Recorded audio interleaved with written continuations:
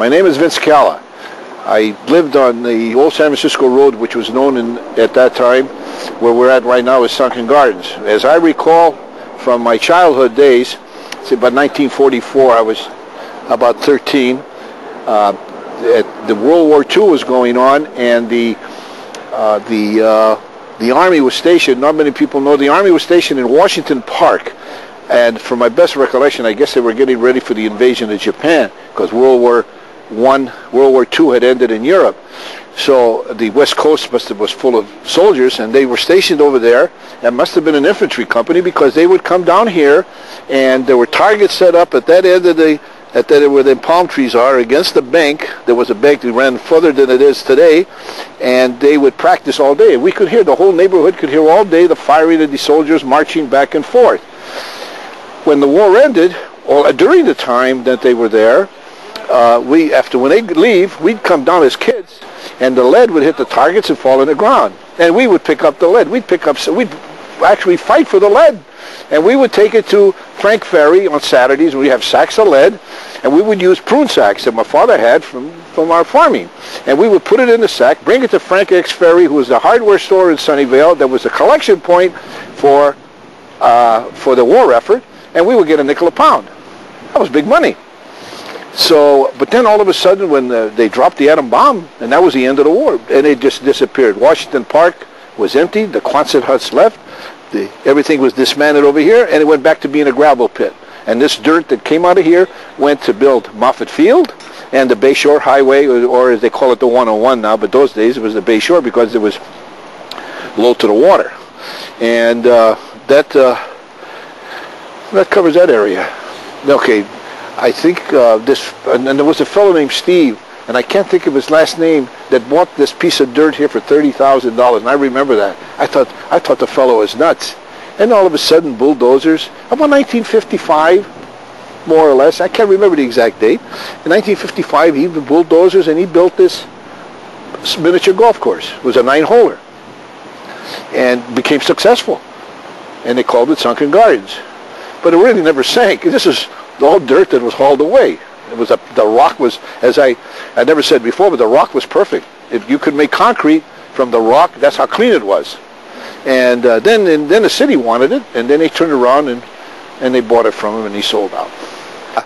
The significance of Dawson's Corner, it was okay in the days of the horse and buggy, because there were two curves. This was original El Camino, and in those days it was okay. But when a horse and buggy would go along, or a horse and wagon, or a fellow on horseback, didn't have to worry because the horse could make the corner. But as the automobile came into play, when they were running into problems as they made the corner, especially toward the latter part of the day when a little bit of alcohol was behind the wheel. They would hang the corner and they would roll over.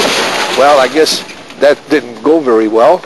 And this corner was the same thing. So what they did, they cut a corner from Murphy Avenue to the El Camino over here during after Roosevelt came into office, and there was the New Deal, and they were out deficit spending, and they used this money to correct a lot of the things that they knew that were wrong, and that was one of them. And that piece of road was put in. That portion was to eliminate the cars turning over in a corner. But that didn't stop it, because there was always people taking that road, and as a little boy we could be sitting in the table in the evening, and the cars, if we could hear the cars squealing around the corner, and all of a sudden you'd hear them banging against the trees, and we'd run to go see, and the wheels would be turning, and the fellas would be climbing out of the cars. Anyway, I petered out. Living on the old San Francisco Road put us close to Shuckle's Cannery, which was on Fair Oaks, which was by the railroad track, because you had to have the railroad track for them to get their necessary items to can. Sugar used to come in liquid in tank cars before it was refined, because when you can something, it doesn't make any difference. And we would deliver to the cannery, and in those days there were no forklifts. Canneries were built platform. Everything was built with platforms. So the truck would drive by, you would unload your fruit right off of the truck. But then later on, naturally they were there, and later on when they had forklifts, and everything changed. But that's the way it was done. Naturally, when you're canning a lot of fruit, just like any other business, cans get dented. So they would put them in these just dump them in these big trucks where to take them to some place, maybe to give them away to, who knows, I don't remember what they did. They might have sold them as dented. But as they were on these open trucks, and as they would drive down the road, the trucks had lats, and the cans would fall out of the lats. So they would be all along the road. So as kids would pick them up and take them home, and it was a guessing game. What was in the can? We'd open them up, there'd be peaches, there'd be pears, fruit cocktail. It was kind of guess what was in the can. But that went on every year. You know, we'd make sure we'd be out there picking up all the cans that would fall with that were unlabeled. That's how come we didn't know, because they were unlabeled. Okay. All right, that takes care of that.